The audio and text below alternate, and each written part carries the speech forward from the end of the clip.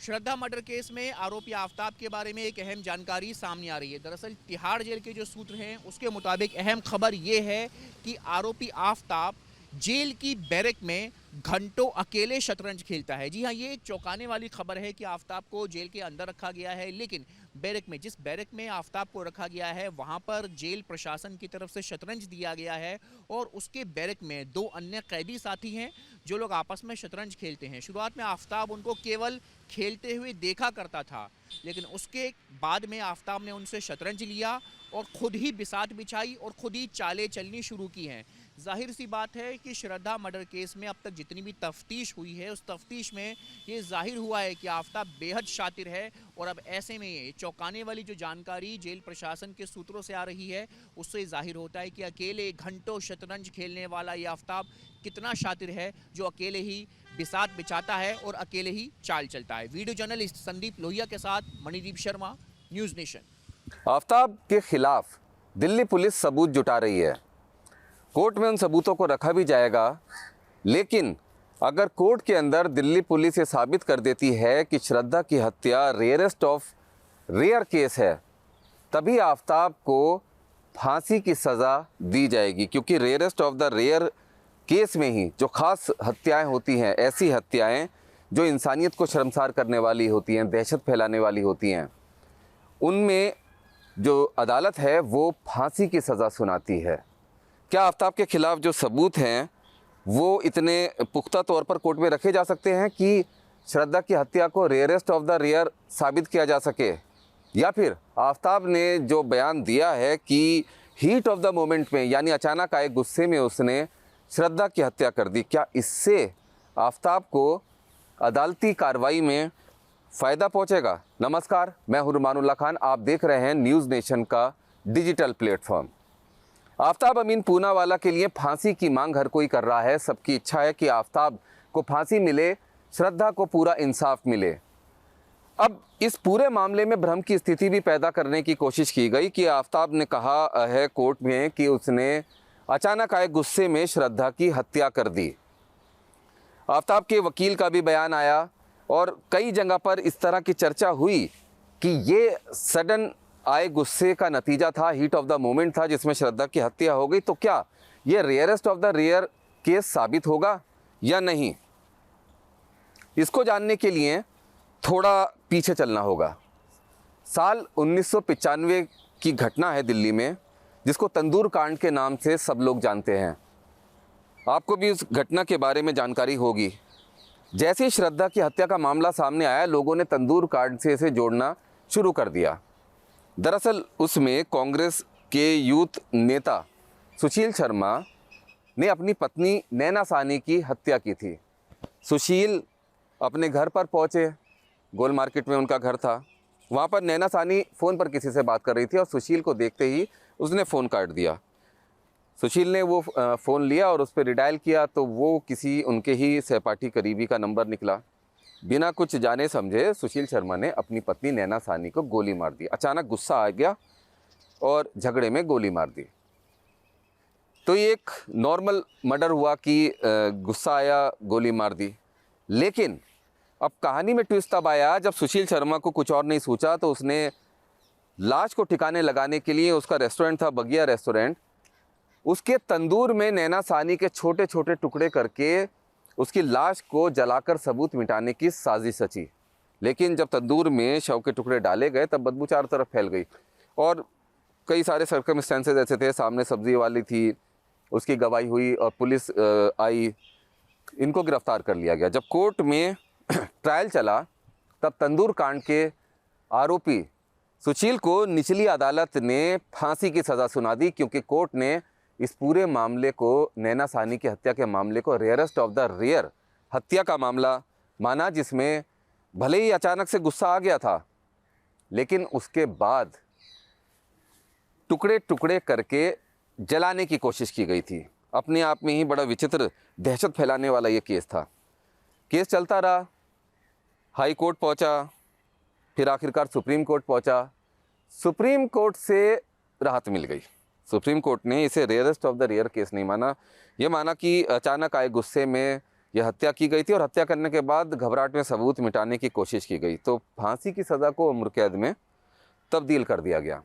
अब यहीं से इस बात की शुरुआत हुई कि क्या आफ्ताब ने जो कोर्ट में कहा है कि उसे अचानक गुस्सा आ गया था, उसके चलते उसने श्रद्धा वॉकर की हत्या कर दी, क्या ये rarest of the rare case नहीं माना जाएगा? इसके लिए कई लीगल जानकार जो कानूनी विशेषज्ञ हैं उनसे बात की गई, मैंने बात की, तिहाड़ जेल के पूर्व अधिकारियों से भी बात की। अब इसमें सीधे तौर पर बात ये सामने आई कि आफ्ताब ने जो श्रद्धा की हत्या की और उसके बाद उसके शव के टुकड़े टुकड़े करके उसको डिस्पोज ऑफ किया, सबूत मिटाने की कोशिश की। अब आफ्ताब का ये कहना है कि अचानक गुस्सा आया, हीट ऑफ द मोमेंट था, उसने श्रद्धा की हत्या कर दी। 18 मई की रात को यह हत्या की गई। उसके बाद आफ्ताब शव के पास में लगातार बैठा रहा। अगले कुछ दिनों तक उसने शव के टुकड़े किए, फिर उनको बोरिक पाउडर में लपेटा, केमिकल में डुबोया, तमाम वो चीज़ें अपनाई जिसकी प्लानिंग वो पहले ही कर चुका था। और उसके बाद फिर फ्रिज में उन शव के टुकड़ों को रखा और फिर अगले 18-20 दिन तक वो उन्हें दिल्ली के अलग अलग इलाकों में फेंकता रहा। तमाम सबूतों को मिटाया, जो हथियार था जिससे श्रद्धा के शव के टुकड़े किए गए थे उसको डिस्पोज ऑफ किया बड़े शातिर तरीके से, श्रद्धा के पहने हुए कपड़े डिस्पोज ऑफ किए। तो अब क्या ये अचानक आए गुस्से में की गई हत्या का मामला था? कानून के जानकारों का कहना है कि जब 18 मई की रात को ही श्रद्धा की हत्या कर दी थी आफ्ताब ने, अगर वो उसी समय पुलिस को कॉल कर देता या खुद पुलिस स्टेशन चला जाता और बताता कि जी ऐसे ऐसे मैं लिव इन रिलेशन में साथ में रहता था, अचानक लड़ाई हुई, झगड़ा हुआ, गुस्सा आया और मैंने श्रद्धा की हत्या कर दी, तब वो एक रेयर हत्या मानी जाती, आम हत्या मानी जाती और उसमें आफ्ताब को राहत भी मिल जाती। फांसी की सज़ा तो कम से कम उसमें नहीं होती। लेकिन आफ्ताब ने ऐसा नहीं किया, बहुत शातिर तरीके से उसने पूरी लाश को डिस्पोज ऑफ किया, टुकड़े टुकड़े किया। सीधे तौर पर जो कानून के जानकार हैं उनका कहना है कि ये पूरी तरह से रेयरेस्ट ऑफ द रेयर का केस है। अदालत में इसे सीधे तौर पर रेयरेस्ट ऑफ द रेयर के तौर पर ही देखा जाएगा और इसमें आफ्ताब को फांसी से कम सज़ा नहीं मिलेगी, क्योंकि आफ्ताब, ये बात इन्वेस्टिगेशन में भी सामने आई है, पॉलीग्राफी टेस्ट में भी आफ्ताब ने बताया है कि आफ्ताब श्रद्धा को मारना ही चाहता था और इसी के चलते वो साजिशन उसको मुंबई से हिमाचल लेकर गया, जबकि श्रद्धा सोलो ट्रिप करना चाहती थी, अकेले जाना चाहती थी, लेकिन आफ्ताब उसके साथ में आया और हिमाचल से उसको दिल्ली लेकर आया। दिल्ली लेकर आने के बाद उसकी प्लानिंग के तहत हत्या की और ये प्लानिंग उसने काफ़ी पहले रच ली थी और किस तरह से श्रद्धा के शव के टुकड़ों को डिस्पोज ऑफ करना है, किस तरह से सबूतों को मिटाना है, ये सब भी आफ्ताब पहले से ही सोच चुका था। और यही वजह है कि आफ्ताब के ख़िलाफ़ ये मामला जब कोर्ट में जाएगा तब देखना ये होगा कि दिल्ली पुलिस के पास जो तमाम सबूत हैं, जो तमाम सर्कमस्टेंशियल एविडेंसेस हैं, उनको पुलिस किस तरीके से कोर्ट में रखती है। क्योंकि सीधे तौर पर आफ्ताब अगर कोर्ट में ये कहेगा कि हीट ऑफ द मोमेंट था, गुस्से में की गई हत्या है, अचानक गुस्सा आया मैंने हत्या कर दी, तो कोर्ट इसके पीछे की कहानी भी ज़रूर जानना चाहेगा। जो सर्कमस्टेंशियल एविडेंसेस के साथ कई डिजिटल एविडेंसेस और डायरेक्ट एविडेंसेस भी इसमें मददगार साबित होंगे पुलिस के लिए कि वो रेयरेस्ट ऑफ द रेयर का मामला इसको साबित कर सके। 2019 में ये मिले, 2020 में साथ में रहे। 2020 में श्रद्धा ने शिकायत की पुलिस में कि आफ्ताब मेरे टुकड़े टुकड़े करके मार देगा, मैं इसके साथ नहीं रहना चाहता। उसके बाद फिर आफ्ताब और श्रद्धा के बीच में लगातार झगड़े होते रहे। श्रद्धा ने अलग होने की बात कही, आफ्ताब नहीं चाहता था कि वो उससे अलग रहे। उसके पीछे भी एक बड़ी अजीब सी वजह थी।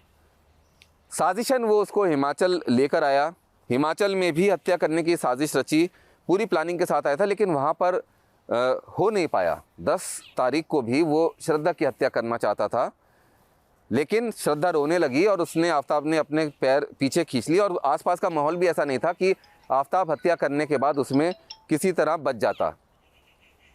उसके बाद वो साजिशन दिल्ली लेकर आया और दिल्ली आने के बाद फिर साजिश के तहत श्रद्धा की हत्या कर दी ये अपने आप में। और उसके बाद हत्या करने के बाद जो उसने हैवानियत रची, श्रद्धा के सिर के टुकड़े किए कील हथौड़े से, आरी से उसके शरीर के टुकड़े काटे, उंगलियां काटी, उसकी उंगली काट कर उसमें से अंगूठी निकाली जो अपनी नई गर्लफ्रेंड को दी। तो ये सारी चीज़ें बताती हैं कि ये रेयरेस्ट ऑफ द रेयर का मामला है और इसमें आफताब को फांसी से कम की सज़ा नहीं मिलेगी।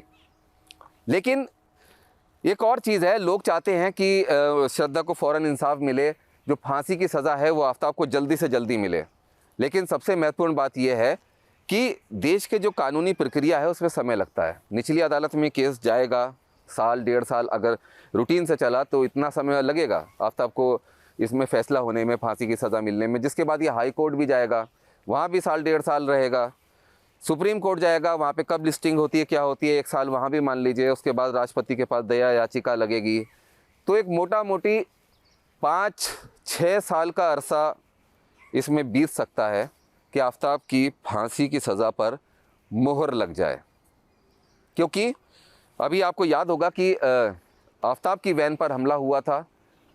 दिल्ली पुलिस 3rd बटालियन के जो जवान थे उन्होंने बहुत ही प्रोफेशनल तरीके से बहादुरी दिखाते हुए आफताब की जान बचाई। अब ये विडम्बना ही है कि उनकी ड्यूटी थी आफताब को सुरक्षित रखना। आतंकवादी हो, क्रिमिनल हो, इस तरह का कोई विबस हत्यारा हो, शैतान हो, हैवान हो, उसकी सुरक्षा की जिम्मेदारी भी पुलिस के ऊपर ही रहती है कि उसको खरोंच ना आ जाए। और यही तिहाड़ जेल में भी उसकी सुरक्षा का इंतज़ाम किया जा रहा है। अब कानून से बंधे हुए हैं, ड्यूटी अपनी पूरी करनी थी, इसलिए आफताब को बचाया। जिसके बाद दिल्ली पुलिस कमिश्नर ने 3rd बटालियन के उन जवान और अधिकारियों को सम्मानित किया, पुरस्कृत किया। और ये होना ज़रूरी भी है, वरना फिर जंगल राज ही हो जाएगा। सबको यही उम्मीद है कि इस पूरे मामले में पुलिस बहुत पुख्ता तरीके से कोर्ट के अंदर इस केस को पेश करेगी और सबूतों को इस तरीके से रखेगी कि आफताब को कम से कम फांसी की सज़ा हो और कोर्ट इसे रेयरेस्ट ऑफ द रेयर का मामला माने। इस खास पेशकश में फ़िलहाल इतना ही। नमस्कार।